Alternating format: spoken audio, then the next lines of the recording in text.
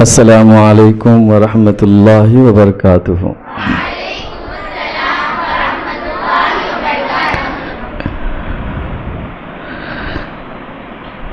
بسم اللہ الکبیر المتعال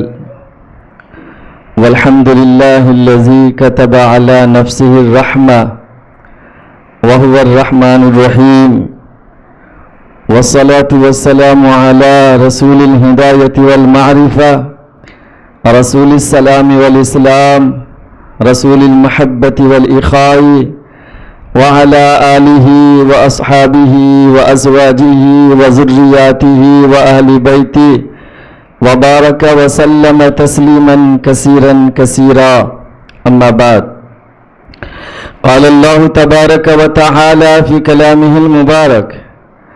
قل ان کنتم تحبون اللہ فاتبعونی یحببکم اللہ ویغفر لکم ذنوبکم واللہ غفور رحیم۔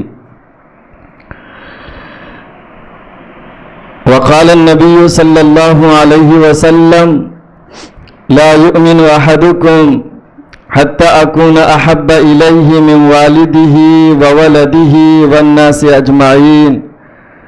او کما قال علیہ الصلاۃ والسلام۔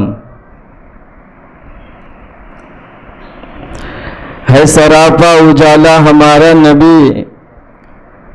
ہے سراپا اجالا ہمارا نبی، رحمت حق تعالی ہمارا نبی، جس کا کونین میں کوئی ثانی نہیں، بے کسوں کا سہارا ہمارا نبی۔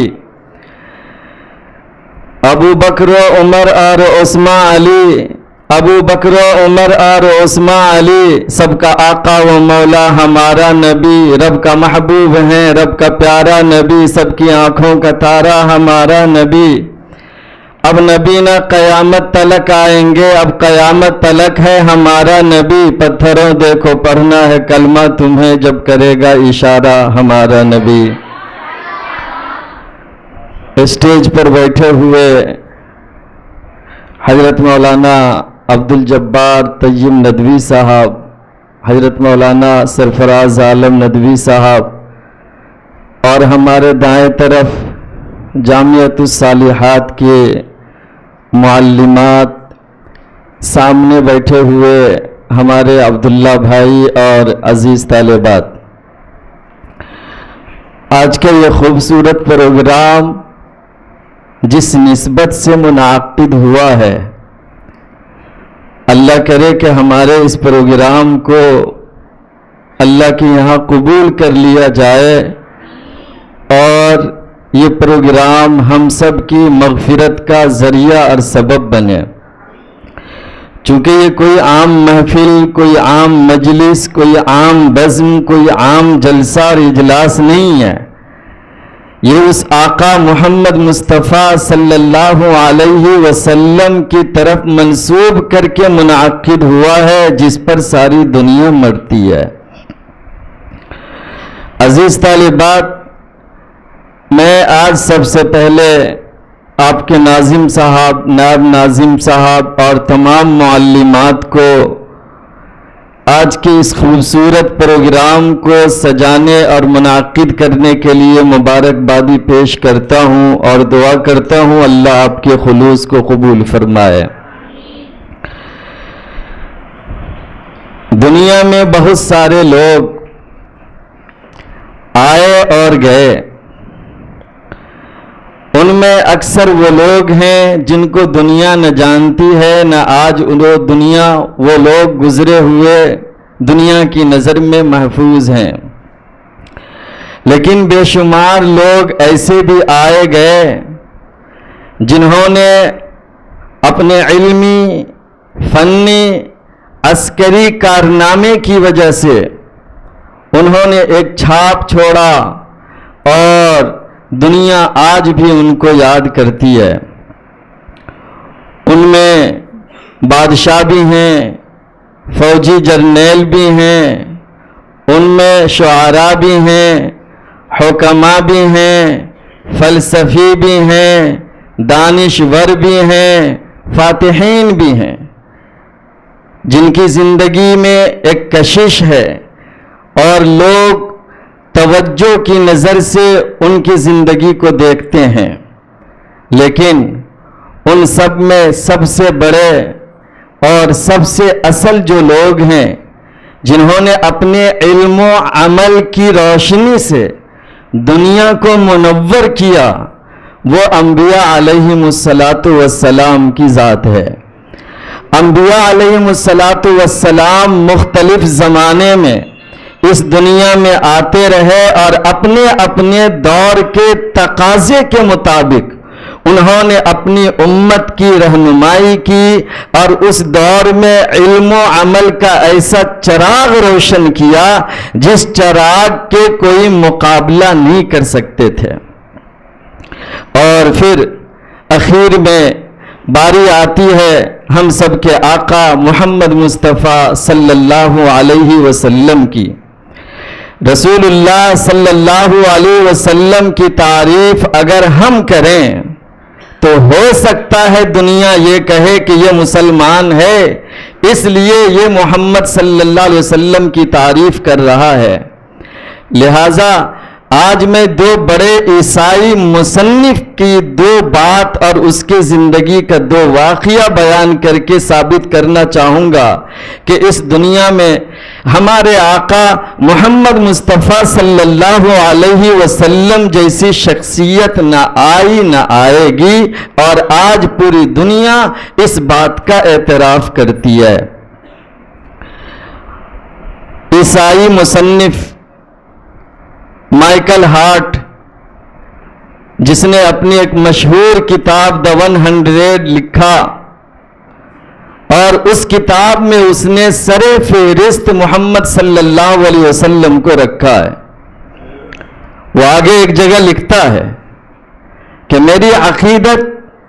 بار بار میرا دامن کھینچ رہی تھی اور کہہ رہی تھی کہ یہ مقام حضرت عیسیٰ کو دیا جائے۔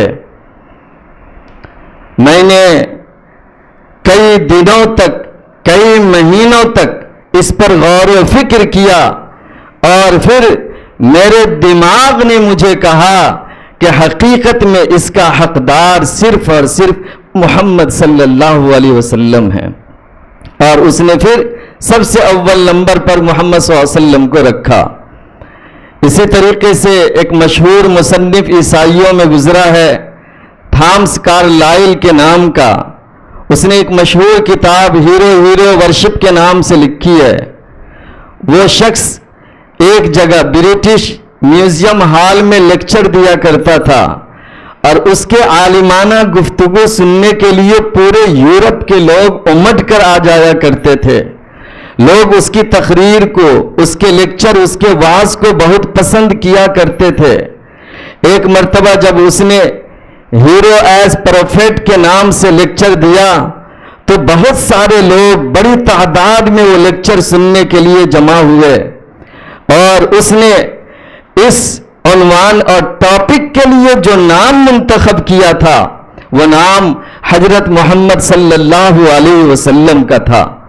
جب اس نے لیکچر دینا شروع کیا تو حال میں ہنگامہ، شور شروع ہو گیا۔ سارے لوگ کہنے لگے کہ تمہیں حضرت عیسیٰ پر بات کرنی چاہیے، جو تم نے ٹاپک رکھا ہے وہ ٹاپک کے حساب سے حضرت عیسیٰ پر گفتگو ہونی چاہیے۔ لیکن اس نے نہیں مانا، اور وہ کہا کہ تم سارے کے سارے لوگ حال سے چلے جاؤ اور میں اکیلا رہ جاؤں تو میں اکیلا لیکچر دوں گا، لیکن بات صرف محمد پر ہوگی۔ اگر مجھے دیوار کو سنانا ہوگا میں دیوار کو سنا کر لیکچر دوں گا۔ کتابوں میں آتا ہے آدھا گھنٹہ وہ پبلک کی طرف سے منہ پھیر کر دیوار کی طرف رخ کر کے بولتا رہا اور بات کرتا رہا۔ بہت سارے لوگ نکل کر واپس چلے گئے، لیکن اس کے گفتگو میں جو جوش تھا، جو خروش تھا، جو جذبہ تھا، جو اعتماد اور بھروسہ تھا، وہ سن کر سارے واپس گئے ہوئے لوگ پھر چلے آئے، اور پھر اس نے اس موضوع پر اپنی تقریر کی اور لیکچر دیا۔ یہ دو واقعے اس بات کو سمجھانے کے لیے کافی ہے کہ محمد مصطفیٰ صلی اللہ علیہ وسلم کی ذات اس دنیا میں سب سے مؤثر رہی ہے، اور جو انقلاب رسول اللہ صلی اللہ علیہ وسلم نے پیدا کیا وہ نہ پہلے کسی نے پیدا کیا تھا نہ بعد میں پیدا کیا۔ اب ہمارے لیے رسول اللہ صلی اللہ علیہ وسلم کی سیرت کو، آپ کی ذات کو جاننا کیوں ضروری لازم ہے؟ قرآن کہتا ہے قُلْ إِن كُنْتُمْ تُحِبُّونَ اللَّهَ فَاتَّبِعُونِي، کہ آپ کہیے کہ اگر تم اللہ سے محبت کرتے ہو تو میرا اتباع کرو، میری پیروی کرو، میری بات مانو، مجھے فالو کرو۔ یحببکم اللہ، اللہ تعالیٰ تم سے محبت کرے گا اور اللہ تمہارے گناہوں کو معاف کر دے گا۔ قرآن کی اس آیت میں رسول اللہ صلی اللہ علیہ وسلم کا اتباع ضروری قرار دیا گیا ہے۔ دوسری جگہ اللہ تعالیٰ فرماتا وَمَا آتَاكُمُ الرَّسُولُ فَخُذُوهُ وَمَا نَهَاكُمْ عَنْهُ فَانْتَهُوا، کہ جو کچھ تمہیں رسول دیں اسے تم لے لو اور جس چیز سے روکیں منع کریں اس سے رک جاؤ، باز آ جاؤ۔ اب ظاہر سی بات ہے جن کا اتباع کرنا ضروری ہے، جن کی بات ماننا ضروری ہے، جن کی پیروی کرنا ضروری ہے، ان کو ہم جانے بغیر اتباع کیسے کر سکتے ہیں؟ ان کو ہم سمجھے بغیر اتباع کیسے کر سکتے ہیں؟ جب ہم کو ان کی کوئی بات ہی معلوم نہیں، ان کی سیرت معلوم نہیں، ان کے اخلاق و عادات معلوم نہیں، صداقت و عدالت معلوم نہیں، ان کے حلم و تواضع معلوم نہیں، صبر و توکل معلوم نہیں، ان کی سیاسی سوجھ بوجھ معلوم نہیں، ان کی بردباری معلوم نہیں، ان کی محبت و شفقت معلوم نہیں، تو پھر ہم اس میں فالو کیسے کریں گے اور اتباع کیسے کریں گے؟ قرآن نے کہا لَقَدْ كَانَ لَكُمْ فِي رَسُولِ اللَّهِ أُسْوَةٌ حَسَنَةٌ، کہ اللہ کے رسول محمد مصطفیٰ صلی اللہ علیہ وسلم میں تمہارے لیے بہترین نمونہ ہے۔ رسول اللہ تمہارے لیے اسوہ ہیں، تمہارے لیے آئیڈیل ہیں، اور آئیڈیل کو، نمونہ کو جب تک آدمی جانے گا نہیں، پہچانے گا نہیں، تب تک کہ اس کو فالو کیسے کرے گا،